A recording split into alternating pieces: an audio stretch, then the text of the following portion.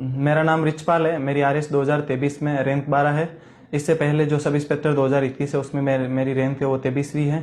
मैंने जो spring board academy Jaipur है वहाँ से फाउंडेशन F3 बेस में एनरोल किया था 2019 से 2021 के बीच में।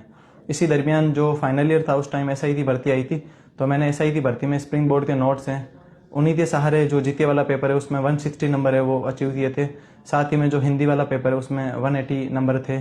और उस दौरान मेरे पास में इतना टाइम भी नहीं था कि मैं दूसरी चीज़ें पढ़ सकूं या वैल्यू एडिशन है उन चीज़ों के बारे में सोचने का भी टाइम नहीं था, तो मैंने ओनली स्प्रिंग बोर्ड के नोट्स पढ़े थे उस टाइम। साथ ही में जो यही नोट्स हैं इनको मैंने मल्टीपल टाइम रिवीजन किया, तो जो RS 2023 वाला एग्ज़ाम था उसमें मेरे मेंस में है वो अच्छा फ़ायदा हुआ। साथ ही में जो स्प्रिंग बोर्ड की जो टेस्ट सीरीज है वो मैंने जोधपुर स्प्रिंग बोर्ड है वहाँ से एनरोल किया था, क्योंकि मेरी पोस्टिंग है वो जो जोधपुर कमिश्नरेट है वहाँ थी।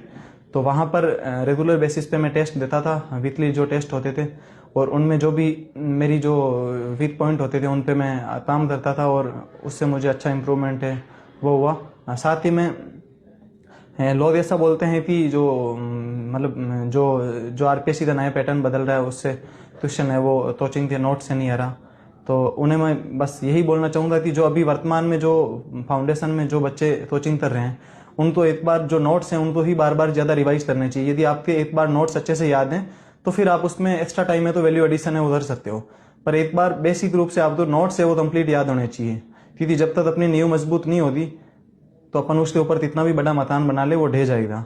तो सबसे पहले आपको ज़रूरत है जो बेसिक जो कॉन्सेप्ट हैं और जो बेसिक सारी सब्जेक्ट हैं उनके जो नोट्स हैं वो आपको रटे हुए होने चाहिए, टिप्स पे होने चाहिए, उनकी सारी हेडिंग्स है वो याद होनी चाहिए, उनके अंदर जो जो पॉइंट्स हैं यदि 5-5 पॉइंट भी आपको याद रहते हैं तो फिर आपके मेंस में उस टाइम ज़्यादा लोड लेने की ज़रूरत नहीं है। और स्प्रिंग बोर्ड अकेडमी का इंटरव्यू प्रोग्राम है वो भी मैंने ज्वाइन किया था।